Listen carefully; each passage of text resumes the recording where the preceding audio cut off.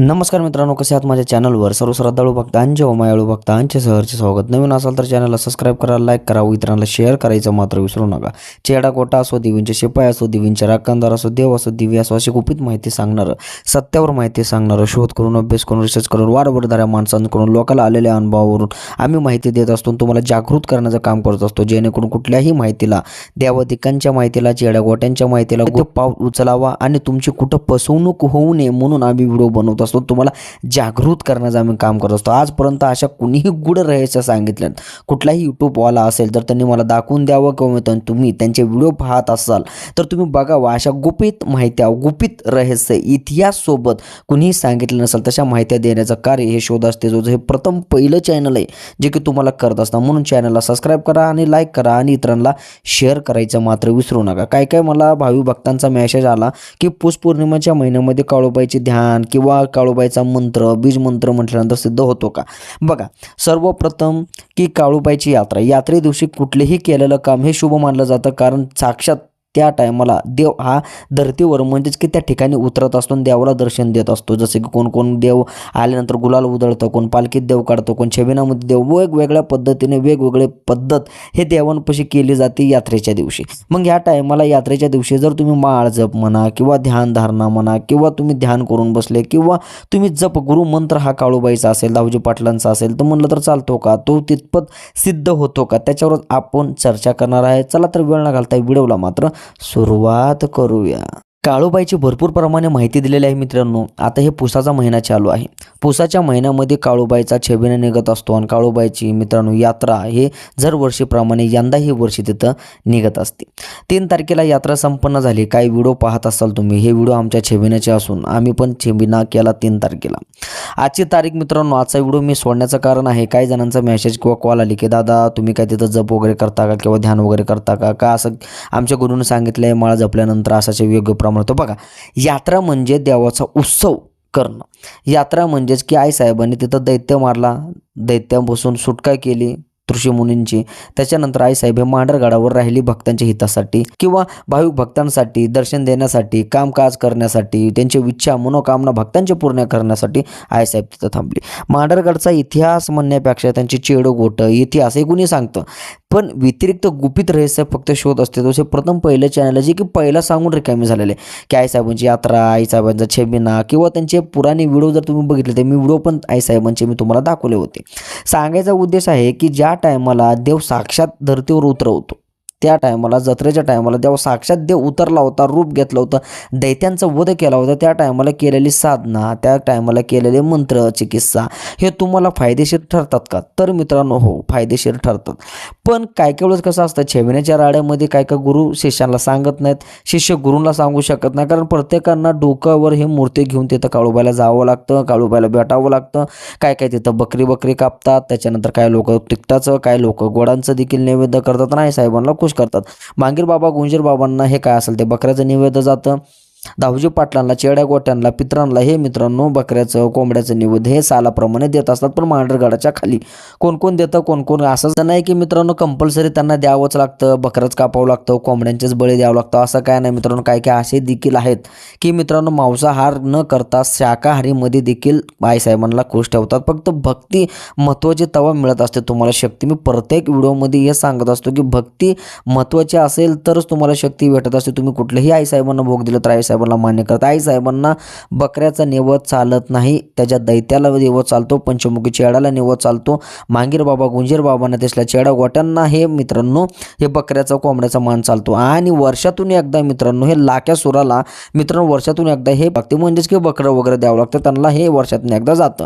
बाकी चेड्या गोट्यांना जसं नवसं पूर्ण होतील तसं मित्रांनो काय लोक देत असतात. ते तुम्हाला पण माहिती आहे, आमुषा पौर्णिमा असो, कुणी नवसं मागितलं आई काळू माझं हे उदे, माझं ते उदे म्हणून काय लोक बली हा प्रथा देत असतात आणि खुश करण्यासाठी त्यांच्या चेड्या गोट्याला जातात. आईसाहेबांना पुरणपोळीचा नैवेद्य, 5 पक्वानाचा नैवेद्य, त्याच्यानंतर मित्रांनो भाजी भाकरीचे आईसाहेब भूकेलेले आणि भक्ताचे आईसाहेब भूकेलेले हे मात्र लक्षात ठेव, हे तिला निवेद्य जात असतो. तामसिक निवेद्य हा दैत्यांसाठी आणि शाकाहारी हे निवेद्य देवांसाठी असतो. हे कधीही नोट करा, कुठल्याही कागदावर लिहून ठेवा, कारण आईसाहेब कधीही कोणाचा बली घेतला नाही. लाक्यासुराच्या वचनाला आईसाहेब जागले, वचनावर पूर्ण आईसाहेब या वचना संदर्भातच आईसाहेबांनी त्यांचं मनोकामना हे दैत्याची पूर्ण केलेले हे मात्र सगळ्यांनी लक्षात ठेवा. आता काय काय लोक म्हणतील दादा मग तिथं एक जप वगैरे केलं तर चालतंय का? बघा काय काय लोक असे पण आहेत 3 तारखेच्या अगोदर काय काय 2-3 दिवस तिथं तप करत होते, ध्यान करत होते. मी स्वतः अनुभवलेलं आहे आणि मी स्वतः देखील पुष पौर्णिमा दिवशी केलेली साधना असेल, मंत्र चिकित्सा असेल काळूबाईसाठी किंवा तुमच्या कुलदेवतासाठी पण म्हणा. असं नाही की प्रत्येक गोष्टीला काळूबाई पुषाच्या म्हणत भरपूर असे मित्रांनो काय काय वेळेस देव निघा. महाराष्ट्रामध्ये सर्वात मोठी जत्रा हे काळूबाईची होत असते पुषाच्या महिन्यामध्ये. कुठं? मांढरगडावर. काय काय लोक पुष पौर्णिमाच्या आदल्या दिवशी म्हणा किंवा पुष पौर्णिमा नंतर म्हणा किंवा अमावस्याच्या नंतर, अमावस्या आहे 17 का 18 तारखेला अमावस्या मित्रांनो, त्याच्या अगोदर जो तुम्ही ध्यान लावलं किंवा त्याच्यानंतर मंत्र चिकित्सा केली काळूबाईच्या नावानं, गुरुमंत्र हा पाठांतर केलं, डोंगरावर करा, घरी करा, कुठेही करा, करत असताना पूर्वेकडे तोंड, आसन खाली, जे गुरुने सांगितलं त्या पद्धतीने तुम्ही केलं.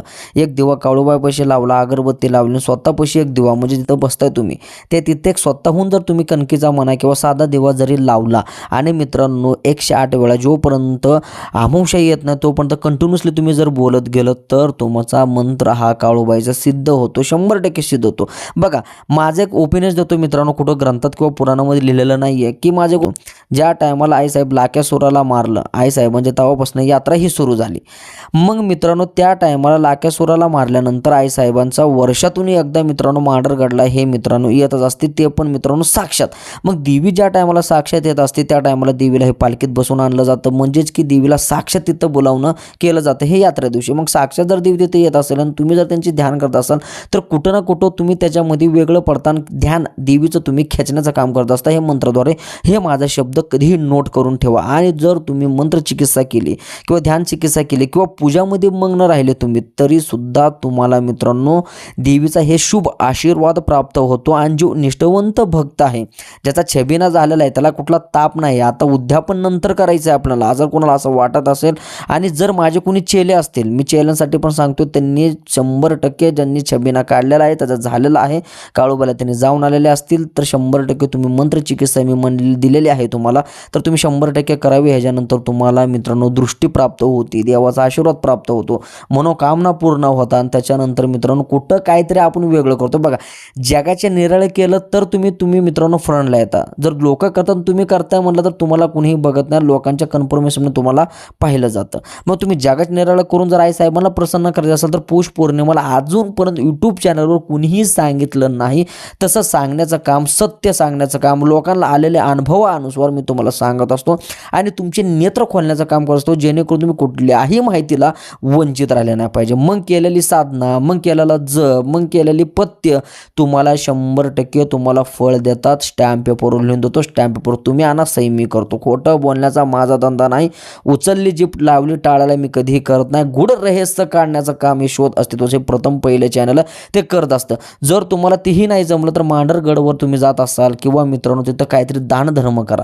यात्रे दिवशी केलेलं दान धर्म हे देवीच्या नेत्रात येत असतं आणि केलेलं पुण्य कधीही फळाला लागत असतं, हे माझं वाक्य लक्षात ठेवा. बघा एखाद्याला ताण लागलेल्या मांढरगडला जाताना एक उदाहरण तुम्हाला देतो. आणि जर तुम्ही पाणी देत असाल, बिसलेरी तिथं वाटप करत असाल तर एखाद्याची तुम्ही ताण जर भागवली तर मित्रांनो त्याचा निघणारा जे पोटातनं आशीर्वाद असेल, मनातनं आशीर्वाद हे तुम्हाला लागत असतो आणि साक्षात ते देवीला मात्र कळत असतं. मग केलेलं दान कधीही वाया जात नाही. काय असे पण आहेत देवस्थानाचे पुजारी देखील तिथं दान धर्म करतात, तुम्हीही दान धर्म केलेले कधीही योग्य, हे मात्र लक्षात ठेवा.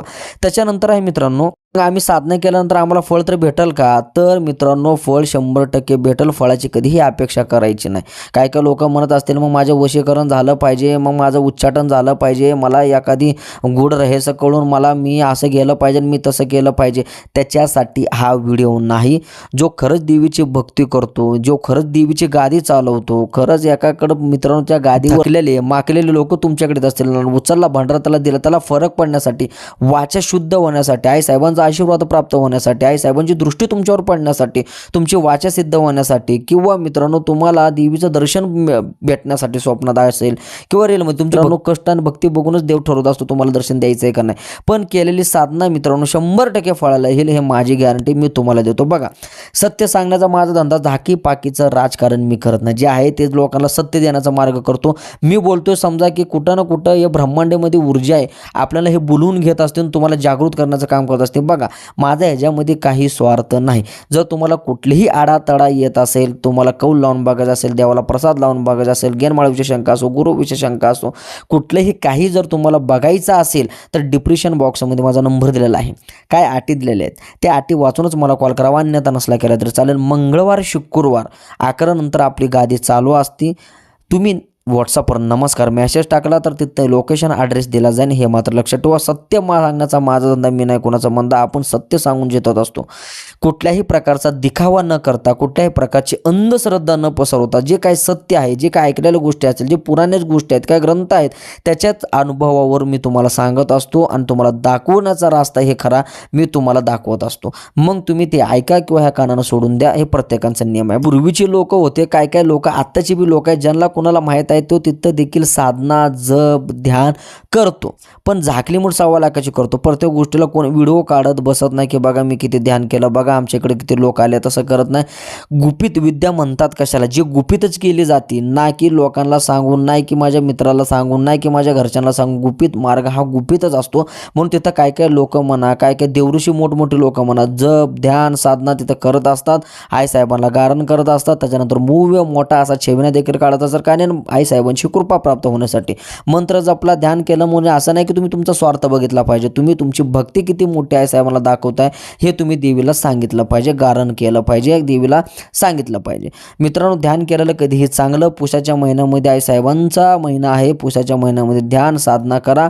अमावस्याच्या आतच करा. कारण मित्रांनो बघा, काय काय असं असतात ना की देव का साक्षातच आला आणि लेच दिवस राहत, असं नाही आहे मित्रांनो. त्या टायमाला त्याच टायमाला जे काही योग्य केलेलं हे सगळं योग्य असतं. बाकीच्या टायमाला तुम्ही कितीही केलं ते पण योग्य आहे. पण ह्या महिन्यात हे संधी तुम्ही साधून घ्या. व्हिडिओ माझा लेट आला असेल पण व्हिडिओ माझा थेट आलेला आहे. कुठेही संधी सोडू नका. ध्यान करा, आईसाहेबांची पूजा करा, अर्चना करा. महिना पुसाचा आहे. पुसाच्या महिन्यामध्ये काळूबाईला हे तुम्ही प्रसन्न करू शकता. माझ्या मायमाऊलीला मी पण 3 तारखेला गेलो. त्याच्यानंतर माझे पण साधना वगैरे झाली. मी काय म्हणतो, काही गोष्ट दाखवल्या नसलं तरच चांगल्या. झाकलीमुळे 1.25 लाखाची कधीही चांगली. मुद्दा बनवण्याचा असा आहे की काय माझ्या चॅलेंजचा बी फोन आला, मेसेज आला, दादा मंत्र जप करू शकतो का, किंवा काही जणांचे मेसेज आले फोनवर की बाबा असं करू का महाराज. तर मी म्हटलं चला एखादा व्हिडिओज बनवून टाकूया, म्हणून हा व्हिडिओ बनवलेला. व्हिडिओ आवडल्यास लाईक, सबस्क्राईब आणि शेअर करायचं मात्र विसरू नका. पण साधना आणि ध्यान करत असताना गुरुचं मार्गदर्शनाखाली करा, गुरुच्या मंत्रांनी करा. त्याच्यानंतर गुरुला एकदा विचारून करा. सगळ्या गोष्टी गुरूंना विचारल्या शेवट कुठलीही गोष्ट करू नका. हे मी तुम्हाला स्वतःहून सांगतोय. कारण गुरूंचा आशीर्वाद म्हणजेच की साक्षात देवीचा आशीर्वाद, देवाचा आशीर्वाद. पण गुरु हा स्वच्छ, निर्मळ आणि मनाचा पाहिजे. काय की माझा चेला पुढे जातोय म्हणून मी काय तर कार्य करतो असा म्हणणारा, असा असणारा गुरु कदाचित नकोच. धन्यवाद व्हिडिओ पाहिल्याबद्दल. काळूबाईच्या नावानं चांग बोला, सुरूरच्या दावजी पाटला चांग बोला, आई राजा उद्या असं कमेंटमध्ये लिहायला विसरू नका. व्हिडिओ आवडल्यास इतरांना बी शेअर करा. काही गोष्टी 2 त्यांना पण कळू द्या. धन्यवाद.